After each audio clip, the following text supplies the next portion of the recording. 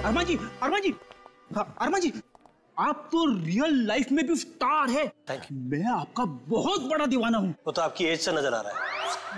मैं बचपन से आपकी फिल्में देखते आ रहा हूँ। तो फिल्में डिस्कस कीजिए ना, एज क्यों डिस्कस करना है? कितने बढ़िया डांस करते हैं आप। Thank you so much. देखिए, यहाँ पे कोई मर गया है और आपको इनकी डांस की पड़ी हुई है। अरमान जी, ये कौन है? इन्होंने मेरी फिल्म लिखी है, ये यूडी है। ओह, फिल्म आपने लिखी है? जी। Very good, very good. अरे, फिल्मों में गाने वाले डाले हैं कि नहीं? Of course. मुझे बहुत सारे गाने चाहिए। सर का डांस हमें बहुत पसंद है सर। हाँ, अरमान जी, अगर आपको क्राइम फिल्म में किसी जांबाज पुलिस ऑफिसर की जरूरत पड़ेगी ना, तो मुझे बुला लेना। मुझे अच्छा डांस करना भी आता है। दिखाओ दिखाओ। जो देखा ना, वो काफी। हम निकले। अरे, कहाँ जा रहे हैं आप? अरमान जी, वैसे आप यहाँ क्यों आए थे? हम लोग की फिल्म हैप्पी एंडिंग के प्रमोशन के लिए आए थे, जो कि 21 नवंबर को रिलीज हो रही है। सुपरहिट फिल्म है, कॉमेडी है, धमाल है, बेमिसाल है। अपने परिवार के साथ देखना जरूर देखूंगा। मैं अपनी वाइफ को साथ में लेके जाऊंगा और स्क्रीन के सामने डांस भी करूंगा। आप सीआईडी है ना? हाँ, आपको कोई शक है क्या? नहीं, हमारी तरफ से आप सबको शुक्रिया। आपकी वजह से हम सब सेफ हैं। वो तो है। निकले? चले? अरे एक सेकंड, जरा बताइए ना कि अगली बार आपसे कब मिलेंगे? 21 नवंबर को अपनी नजदीकी थिएटर में। आपका फोन नंबर और एड्रेस चाहिए था। This is my card. Best luck for your film. Thank you so much. Best luck sir. Thank you so much. कर लिए।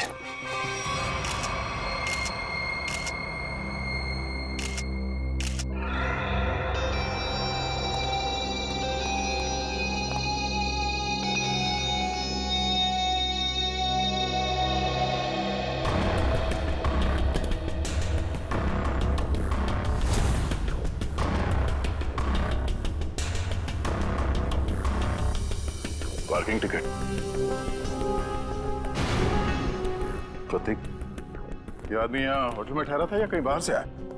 नहीं सर, ये हमारे होटल के गेस्ट नहीं है, कहीं बाहर से आया था। ये जो लड़का भागा है, उसका चेहरा तो देखा होगा ना आपने? हाँ सर, देखा है। उसका स्केच बनवाइए जरा। Okay sir. और ये पार्किंग टिकट है, मतलब किसी गाड़ी से आया था। देखो जरा। जी सर। इस पे जो गाड़ी का नंबर लिखा हुआ है ना? जी। देखो गाड़ी कहाँ पे है। जी सर।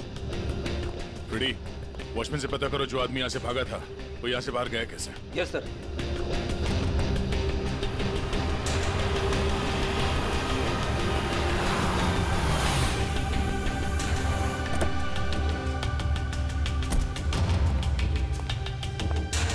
मिस्टर प्रतीक को तुम लाए थे? जी सर। कहाँ से आया था वो? होटल क्राउन रूट से। खार में है साहब, वो कहीं बाहर से आकर वहाँ रुके थे। सर, वॉचमैन ने बताया कि वो लड़का आया तो स्कूटर से था, मगर जाते समय बाउंड्री वॉल कूद के भाग गया। तब तो स्कूटर अभी भी यहीं पे होगा। देख, तुम सीसीटीवी फुटेज चेक कर लो, तब तक मैं होटल क्राउन रूट चेक कर लेता हूँ जहाँ पे प्रतीक ठहरा हुआ था। ठीक है। देखिए, हम लोग सीआईडी से। आपके ये गेस्ट मिस्टर प्रतीक, इनका किसी ने जहर देके खून कर दिया है। हे भगवान। मैडम, हमें आपके इस गेस्ट के बारे में वो सारी जानकारी चाहिए जो आप लोगों के पास है। सर, मिस्टर प्रतीक दिल्ली के रहने वाले हैं और यहाँ बिजनेस के सिलसिले में वो हमेशा आते जाते रहते हैं और वो जब भी आते हैं हमारे होटल में रुकते हैं। हमें मिस्टर प्रतीक का कमरा दिखाइए।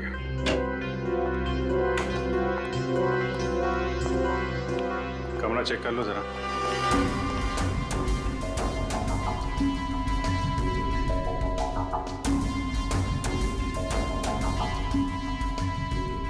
काफी भारी है सर, ऐसा लग रहा है जैसे प्रतीक जी वो पूरे 1 साल का कपड़ा पैक करके आते थे।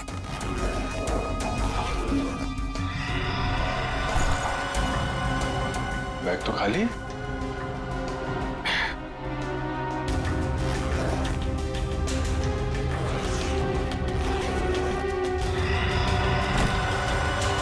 खाली बैग और बैग तो बाहर ही है।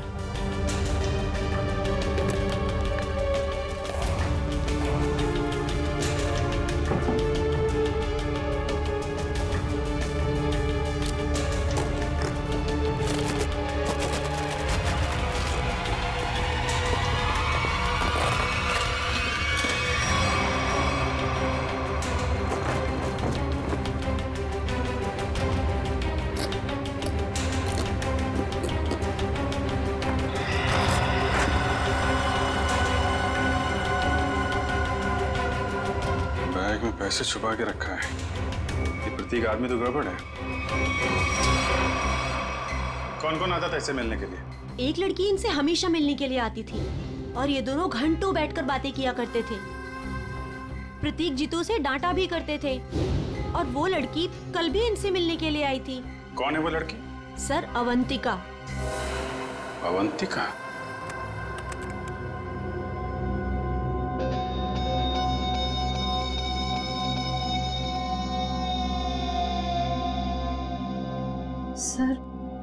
सर वो स्कूटर काफी देर से वहीं पर है। हाँ श्रेया, ये स्कूटर खूनी का हो सकता है। वजह जरा इस फुटेज को और पीछे से प्ले करना।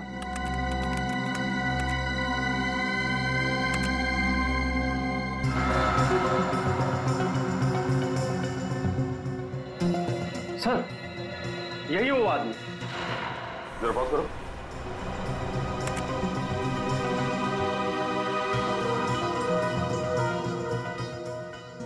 सर, ये तो वही आदमी है।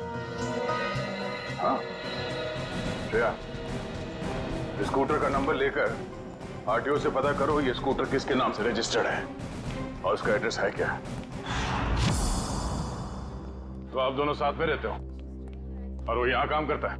यस सर, यही काम करता है केतन। Hello sir, welcome.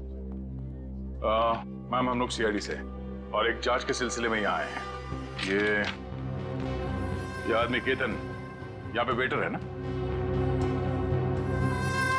हाँ सर, ये तो केतन ही है। इस केतन ने एक आदमी को जहर देके मार डाला और अब फरार है। इसी की तलाश में हम लोग यहाँ पर आए हैं। लेकिन सर, ये तो काम छोड़कर जा चुका है यहाँ से। पर केतन किसी का खून नहीं कर सकता। एक मिनट, वो कुछ दिन पहले काम छोड़ चुका है? हाँ मैम, ये एक दिन ड्यूटी के बीच में से ही चला गया था और फिर लौटकर आज तक नहीं आया। कहाँ चला गया वो? सर, एक लड़की थी, मतलब शायद है, उसके साथ गया था वो। कौन लड़की? सर, एक कस्टमर थी हमारी। करीब 1 महीने पहले से उसने हमारे कॉफी शॉप में आना शुरू किया था। वो रोज आती थी।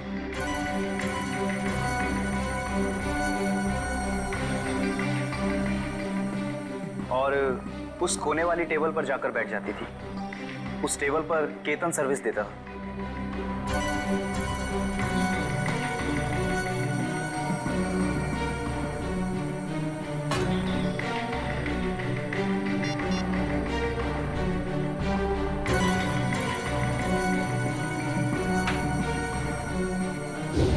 सर, केतन ने उसका नाम भी बताया था हमको। क्या नाम बताया था लड़की का? सर, अवंतिका। अवंतिका? श्रेया, यही नाम था ना उस लड़की का भी जो 1-2 दिन पहले प्रतीक से मिली थी? हाँ सर। फिर क्या हुआ? लेकिन अजीब बात यह थी कि वो लड़की एक दिन आदमी से मिलती थी और दूसरे दिन एक औरत से। दोनों से अलग अलग घंटों बातें करती थी, मगर कभी भी दोनों से एक साथ नहीं मिली वो। उन तीनों ने अचानक ही आना बंद कर दिया। अवंतिका की राह देखते देखते केतन निराश हो गया। किसी काम में उसका मन ही नहीं लगता। Ketan, what's wrong with you? तुम्हें हो क्या गया अचानक? तुम ना ही तो पहले की तरह सर्विस देते हो और ना ही ऑर्डर ठीक से लेते हो। और तो और तुम उस टेबल पर लोगों को बैठने से मना क्यों करते हो? Sorry ma'am. देखो, सॉरी वॉरी यहाँ नहीं चलेगा। तुम्हें काम करना है तो ठीक से करो, वरना छुट्टी लो।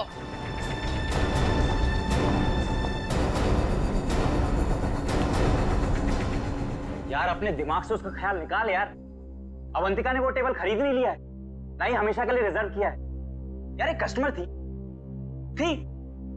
अब नहीं है। बस बस बस नहीं यार, मैं उसे भूल नहीं पा रहा हूँ।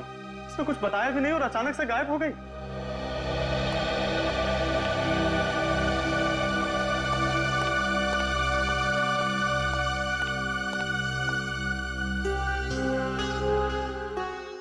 और सर तभी कैफे के बाहर कोई आया और केतन उसे देख के तुरंत बाहर चला गया। क्या हालत क्या बना रखी है तुमने?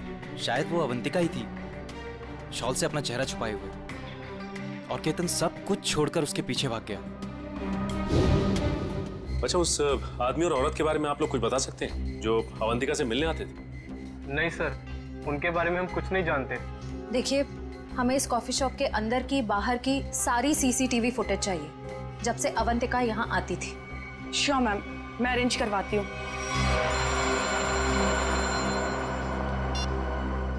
डॉक्टर साहब, क्या बात कर रहे हैं सर आप? पर ऐसे कैसे हो सकता है? ठीक है सर, मैं एसीपी साहब से बात करता हूं।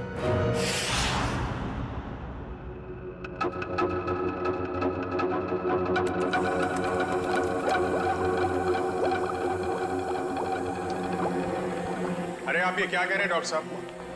हमारी जांच गलत दिशा में चल रही है। बिल्कुल गलत दिशा में चल रही है।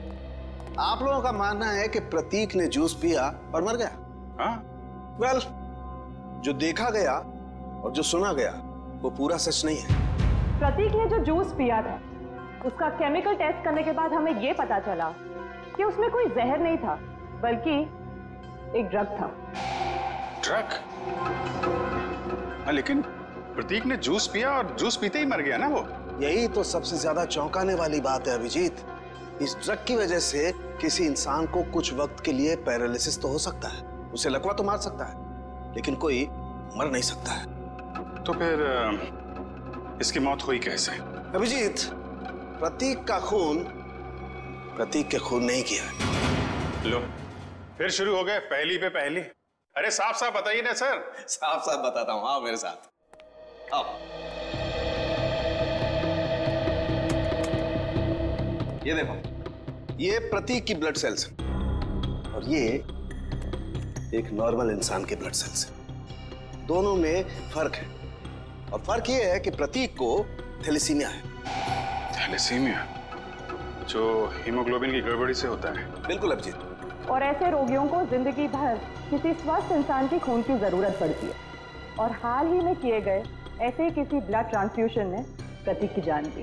ओह, मतलब हाल ही में जो प्रतीक को खून दिया गया था उस खून में गड़बड़ी थी।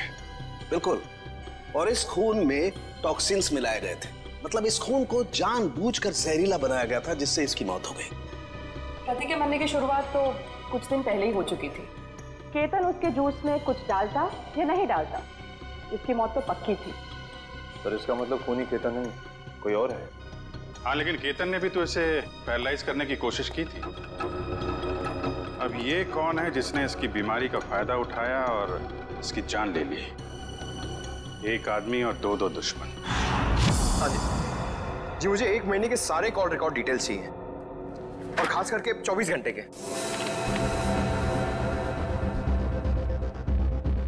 केतन का फोन आखिरी बार जामवार में ट्रेस हुआ था सर। जामवार? तो ये केतन मुंबई से बाहर निकल चुका है? हाँ सर, और सर उसके कॉल रिकॉर्ड्स। सर ये देखिए, सबसे पहले उसने अपने कॉफी शॉप वाले दोस्त ऋषभ को फोन किया, उसके बाद अवंतिका को, मगर अवंतिका का फोन ऑफ आ रहा था। और फिर सर उसने महाराष्ट्र के जामवार में किसी मनन को फोन किया। मनन? अभिजीत, मतलब इस केतन को जामवार से उठाना पड़ेगा, वही बताएगा अवंतिका कहाँ छुप कर बैठी है।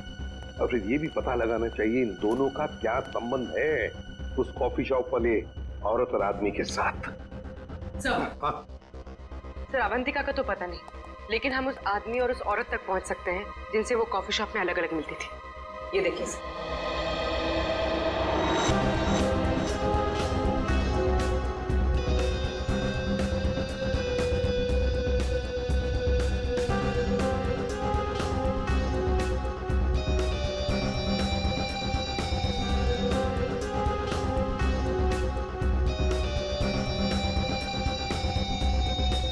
ये लोग तो काफी अमीर दिखते हैं सर, फिर भी यहाँ आने के लिए अपनी कार की बजाय टैक्सी का इस्तेमाल किया है। वही तो अभिजीत, एक टैक्सी के नंबर प्लेट से उनके ड्राइवर्स का पता चल जाएगा और ये ड्राइवर्स हमें बताएंगे इस अमीर आदमी और औरत के बारे में।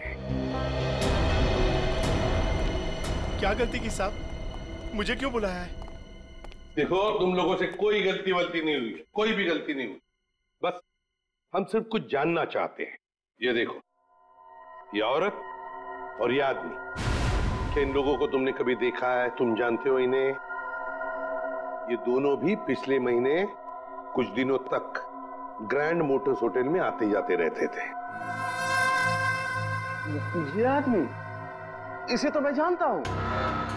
ये तो एक बार मेरे टैक्सी में बैठा था। कौन है ये? कहां से बैठा था तुम्हारे टैक्सी में?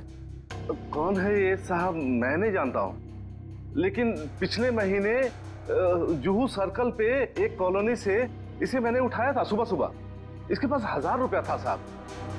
मेरा भाड़ा 390 रुपया था। मैंने इसे 600 रुपया वापस कर दिया, लेकिन ये 20 मिनट तक 10 रुपए के लिए बकबक करता रहा। फिर बाद में मैंने साहब इससे 10 रुपया लेके उसको दिया था। हाँ सर, याद है। अभी तक इसने 10 रुपए दिए भी नहीं मुझे। कुछ बता सकते हो ये रूम में कहाँ रहता है? ये तो मालूम नहीं है साहब, लेकिन जाते जाते इसने कहा था कि मेरा तो इधर रोज का आना जाना है। अगर ऐसे ही मैं 10-10 रुपए डेली छोड़ता जाऊं तो महीने का 300 रुपया हो जाएगा। पैसे वाला आदमी था साहब, लेकिन 10 रुपया के लिए बहुत चिक-चिक किया साहब, बहुत चिक-चिक किया एकदम। ठीक है, चलो हमारे साथ।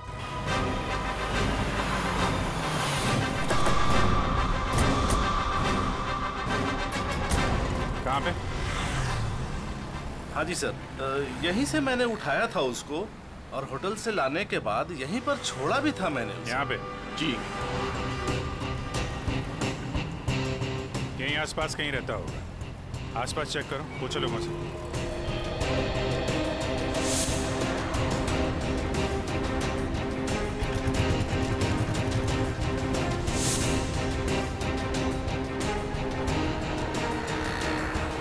अरे भाई साहब, जरा देखना इस आदमी को पहचानते हैं क्या आप? अरे साहब, अभी हमें 5 गाड़ियां और धोना, मेरे पास बिल्कुल टाइम नहीं है। अरे यार, थोड़ा टाइम निकालो ना काम से, लोगों की मदद भी क्या करो भाई। ठीक है साहब, लाइए दिखाइए फोटो। ये देख। अरे ये तो अपने निरंजन साहब हैं। निरंजन साहब? हाँ साहब, ये यहीं तो रहते हैं, वो सामने वाले दूसरे बंगले में, बंगला नंबर 707। और हाँ साहब, इनकी तीनों गाड़ियां रोजाना मैं ही धोता हूँ। अच्छा, थैंक यू वेरी मच। 707 ना? जी हाँ, 707। Thank you.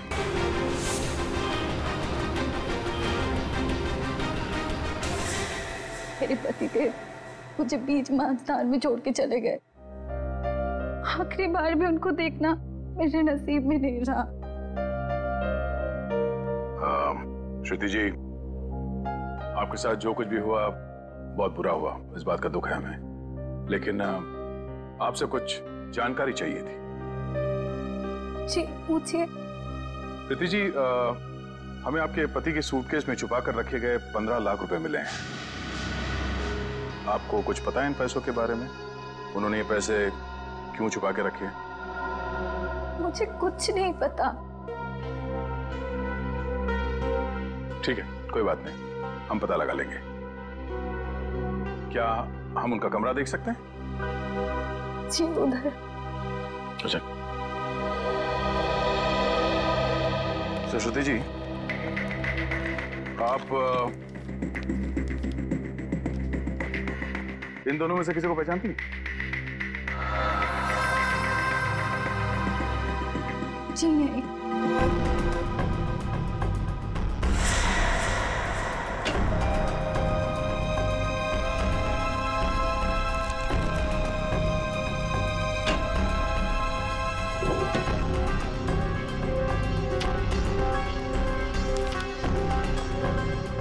ये प्रतीक ऐसा क्या काम करता था कि अलग अलग अकाउंट से इतने सारे पैसे आए यहाँ पे?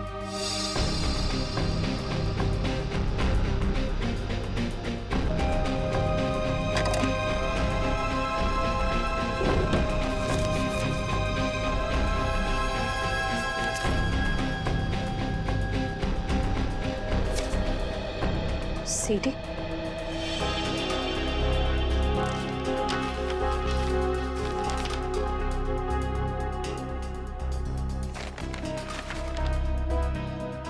सो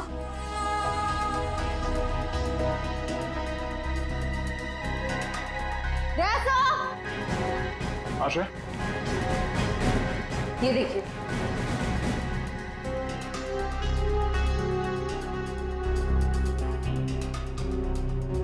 बच्चों की तस्वीरें, पैसों के आंकड़े, प्रतीक करता क्या था? सचिन, एक काम करो, ये सब मुंबई भेज दो ब्यूरो में। श्रुति जी, आपसे एक और सवाल करनी थी। क्या आपको ये बात मालूम थी कि आपके पति को थैलेसीमिया नाम की बीमारी थी? जी हाँ। और इस बीमारी के पेशेंट को कुछ दिनों में अपना खून बदलना पड़ता है। तो आखिरी बार आपके पति ने कौन से हॉस्पिटल में अपना खून बदला था? यही दिल्ली में सिटी हॉस्पिटल। ओह, सिटी हॉस्पिटल। मिस्टर निरंजन, आप ये पूछें कि हम लोग कौन हैं और यहाँ किस लिए आए हैं, तो आपको बता दें कि हम लोग सीआईडी से हैं और आपसे कुछ पूछताछ करने आए हैं। सीआईडी? लेकिन मुझसे क्या जाना है आपको? कौन है निरंजन? विशाखा, ये लोग सीआईडी से हैं और लगता है हमारे बारे में काफी कुछ जानते हैं। जी हाँ, और अब ये जानना चाहते हैं कि ग्रैंड मोटर्स के कॉफी शॉप में आप दोनों अवंतिका से मिलने अलग अलग जाते थे और यहाँ एक साथ दिख रहे हैं, क्या मज रहा है? माफ कीजिएगा सर, लेकिन हम बाहर किसी से अलग अलग मिल लिए तो उसमें ऐसा कौन सा पहाड़ टूट गया कि सीआईडी हमारे घर तक पहुंच गई? किसी से नहीं, अवंतिका से। हमें शक है कि दिल्ली के एक बिजनेसमैन मिस्टर प्रतीक के खून में उसका हाथ है। नहीं नहीं, अवंतिका कभी ऐसा नहीं कर सकती। बहुत विश्वास है आपको अवंतिका पे? आखिर वो हमारी बेटी है। आप दोनों पति पत्नी हैं? जी, वो दरअसल मेरी और निरंजन की अनबन होने के बाद हम दोनों अलग रहने लगे थे, तो अवंतिका हमें साथ लाने के लिए ही कॉफी शॉप में लेके आती थी। अभी कहाँ है अवंतिका? जी, वो घर पर ही है, लेकिन आप लोगों की कुछ मदद नहीं कर सकती। हमें अवंतिका से मिलना है। आइए।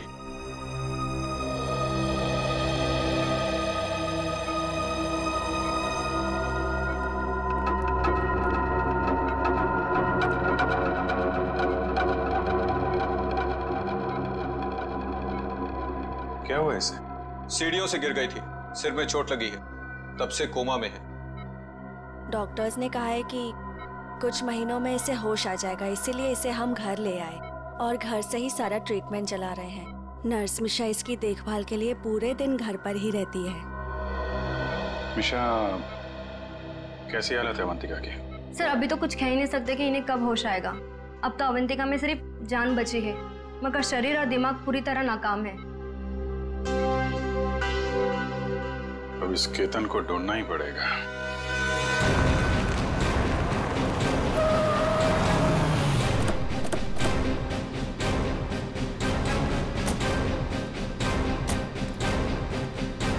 सुनिए जी, ये मनन कहाँ पे? वो वहाँ पे।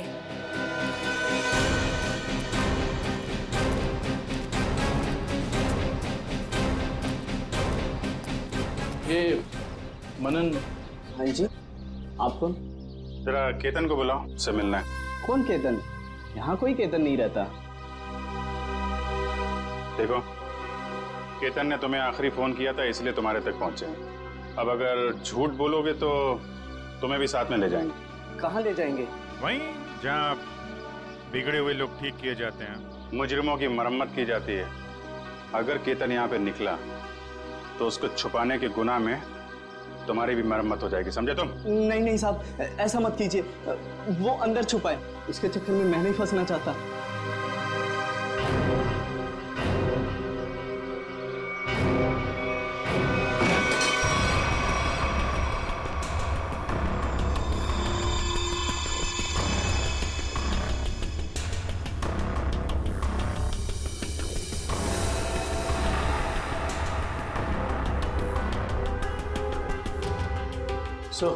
यहाँ तो सब बंद है, यहाँ से भागना तो नामुमकिन है।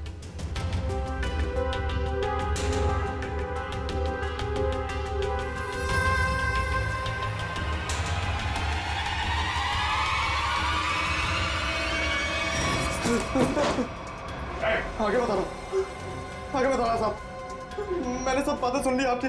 अगर आप आगे आए तो मैं खुद को मारूंगा साहब। अरे वाह, वहाँ दिन दहाड़े होटल में जूस में ड्रग मिला के आदमी को मारने की हिम्मत है तुम में, और यहाँ इतने डर गए हो कि खुदकुशी कर रहे हो? नहीं साहब, मैंने नहीं मारा साहब, मैंने उसे नहीं मारा।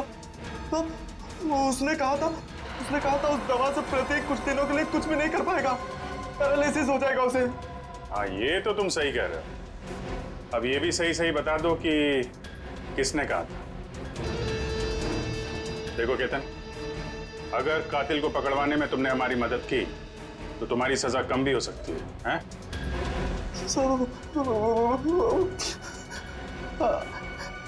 अवंतिका ने कहा था सर। ठीक है, पहले अपना ये चाकू दो। लाओ चाकू दो।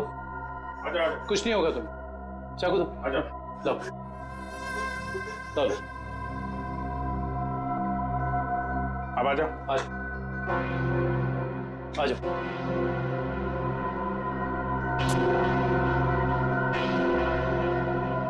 तो अवंतिका ने कहा और तुमने कर दिया। एक लड़की के प्यार में इतने अंधे हो गए थे? साहब, अवंतिका को बहुत बुरी तरह मारा था प्रतीक ने, उससे उसका दुख देखा नहीं गया, इसलिए उसकी मदद करने का फैसला कर लिया साहब, और नौकरी की परवाह किए बिना उसके साथ निकल गया साहब। देखो केतन, मुझे पता है कि तुम मुझे बहुत पसंद करते हो, पर इस वक्त मैं बहुत अकेले हूँ और सिर्फ तुम ही मेरी मदद कर सकते हो। प्लीज मना मत करना। प्लीज आप रोइए मत, मुझे बताइए क्या कर सकता हूँ मैं आपके लिए। एक आदमी है प्रतीक, मुझे उसके चंगुल से बचा लो, वरना तुम इस अवंतिका को हमेशा के लिए खो दोगे। मैं आपको कुछ नहीं होने दूंगा। ये रहे मेरे पापा के जायदाद के कागजात, इसे प्रतीक को दे देना, और इसे भी। इसे प्रतीक जूस पीते नीचे गिर पड़ा तो मुझे लगा अवंतिका ने मेरे हाथों से जहर दिलवाकर मरवा दिया साहब। मैं डर गया साहब, मैं डर के वहां से भाग गया साहब। उसके बाद अवंतिका ने कभी मेरा फोन नहीं उठाया साहब, नहीं मुझे कभी फोन किया। अवंतिका ने धोखा दिया साहब मुझे।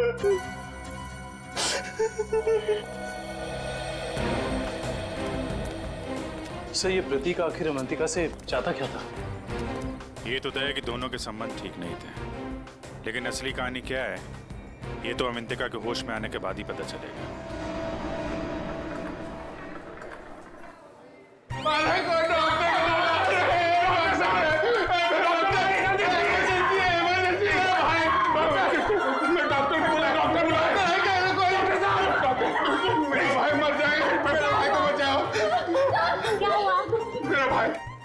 प्रतीक भैया वो मर जाएंगे, उसे बचा लीजिए, डॉक्टर को बुलाइए प्लीज प्लीज। मेरा भाई। प्रतीक भैया देखिए, वो इस हॉस्पिटल में ब्लड ट्रांसफ्यूजन के लिए आते थे, उन्हें थैलेसीमिया की बीमारी है। हाँ प्रतीक कैसे है वो? अब तक तो बिल्कुल ठीक थे, अचानक चक्कर आ रहा है उनको, और पता नहीं कुछ और क्या हो रहा भैया, सांस लेने में तकलीफ हो रही है। प्लीज डॉक्टर बुलाइए ना, उसी डॉक्टर को जिसने इलाज किया उसका। अच्छा रुकिए, मैं बुलाती हूँ। Please doctor.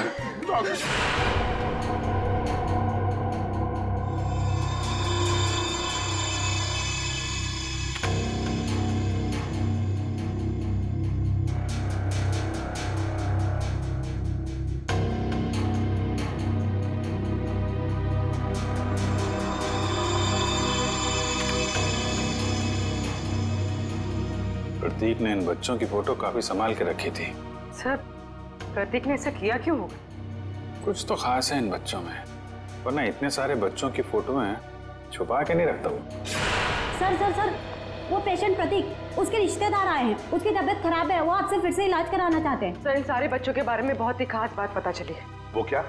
सर, ये सारे बच्चे 1997 और 2001 के बीच गायब हो गए थे।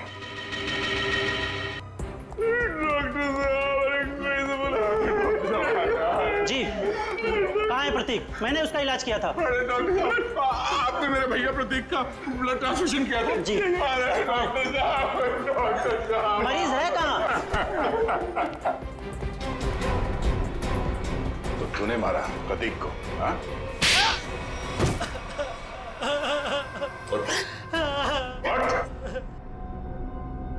कौन है आप लोग? सीआईडी।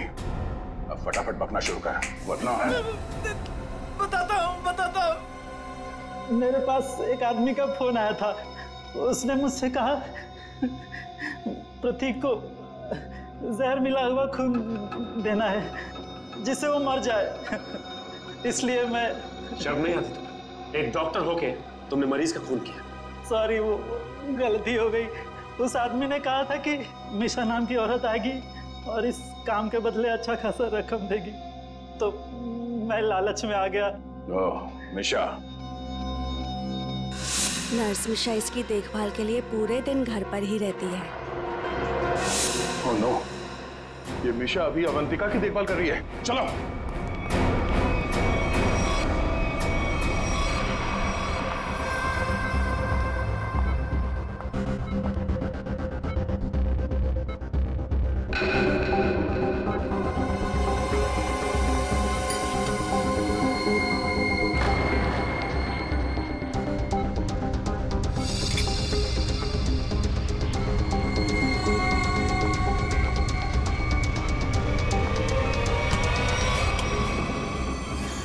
तो ये है तुम्हारा असली रूप। एक ऐसी लड़की को मारना चाहती हो जो बेचारी कोमा में है। ये क्या कह रहे हैं आप? मैं तो बस विटामिन का इंजेक्शन दे रही थी। विटामिन का इंजेक्शन है? आप भी काफी कमजोर दिख रही हैं। इनको लगा दो विटामिन का इंजेक्शन। निखिल, जरा हेल्प करो। जरा चल, हाथ दे। नहीं नहीं, मुझे इंजेक्शन मत दो। नहीं, छोड़ो मुझे। विटामिन का एक नहीं, इसमें जहर है। छोड़ो मुझे, जहर है इसमें। सीआईडी इतनी रात को मेरे घर में? अरे ये देखिए ना, ये मिशा आपकी बेटी अवंतिका को जहर का इंजेक्शन लगा के मारना चाहती है।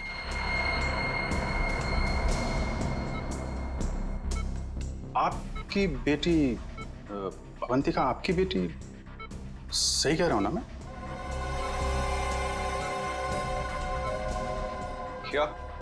क्या मतलब है आपका?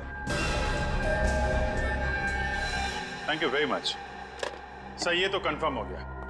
प्रतीक के घर से मिले डीवीडी में जो अमीर लोगों के नाम मिले थे वो खोए हुए बच्चों के पेरेंट्स ही हैं सर। और ये जो नाम के आगे करोड़ों के आंकड़े लिखे हैं ये उनकी संपत्ति के डिटेल्स हैं। तो फिर अभिजीत, ये प्रतीक इस लिस्ट को लेकर क्या कर रहा है? पूरी काम करो, पेरेंट्स की लिस्ट में से किसी भी एक पेरेंट को फोन लगा अभी। सर,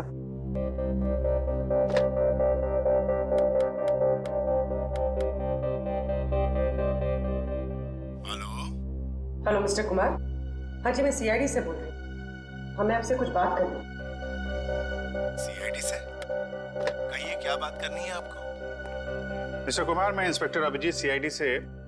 हम आपके खोए हुए बेटे सोहम के बारे में कुछ पूछना चाहते हैं, जो दिसंबर 1998 में गायब हुआ था जब वो 7 साल का था। माफ कीजिएगा, हम आपके पुराने घाव को ताजा कर रहे हैं, पर क्या उसके बाद से सोहम के बारे में आपको कुछ पता चला? कोई चीज, कोई बातचीत? पता नहीं आप लोग ये क्यों पूछ रहे हैं, मगर 3 महीने पहले एक लड़का सोहम होने का दावा कर रहा था, पर वो जालसाज निकला। मेरे 6 करोड़ लेके भाग गया। My God. मिस्टर कुमार, आप परेशान मत होइए, हम इसकी जांच करेंगे और आपसे जल्दी कांटेक्ट करेंगे। ठीक है। Thank you very much. Thank you. Sir, कहीं अवंतिका भी ऐसे कैरेक्टर तो नहीं? हो सकता है। हमें सब कुछ पता चल चुका है निरंजन जी। जिन अमीर परिवारों के बच्चे बचपन में खो जाते थे, ये प्रतीक अपने आदमी वहां भेजता था, उनके खोए हुए बच्चे बना के, ताकि पैसे कमा सके। उसके घर से हमें आपका नाम मिला है। आपकी बेटी अवंतिका 9 साल की उम्र में खो गई थी, उसके बाद कभी नहीं मिली। ठीक कह रहा हूं मैं? हाँ, मुझे शुरू से मालूम था कि लड़की मेरी अवंतिका नहीं बल्कि रीता है, लेकिन इसे झुटलाने का कोई सबूत नहीं मिल रहा था मुझे। एक दिन मैंने इसका पीछा किया। जब सच्चाई सामने आई तो मेरे पैरों तले से जमीन खिसक गई।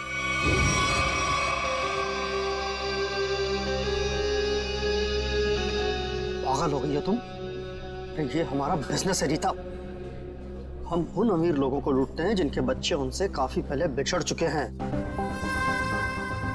कुछ देर के लिए नकली सही, लेकिन उनको उनका बच्चा तो मिल जाता है ना, और हमें उनकी दौलत। प्रतीक जी, मुझे माफ कर दीजिए। मुझसे अब और ये नाटक नहीं होगा। कैसे नहीं हो सकता? 55 करोड़ रुपए का प्लान है। इस तरह अगर तुम बीच में छोड़ के चली गई तो अरे किए कराए पर पानी फट जाएगा। समझने की कोशिश कीजिए प्रतीक जी। उस निरंजन को मुझ पर शक हो गया है, और इस तरह कब तक मैं उनकी बीवी विशाखा को बेवकूफ बनाती रहूंगी। अगर उस निरंजन ने डीएनए टेस्ट करवा दिया तो मैं तो सीधा जेल में चली जाऊंगी। कुछ नहीं होगा, तुम बस निरंजन से पैसे निकलवाना शुरू तो करो। जैसे ही तुम सारे पैसे मेरे हवाले कर दोगी वैसे ही मैं तुम्हें आजाद कर दूंगा।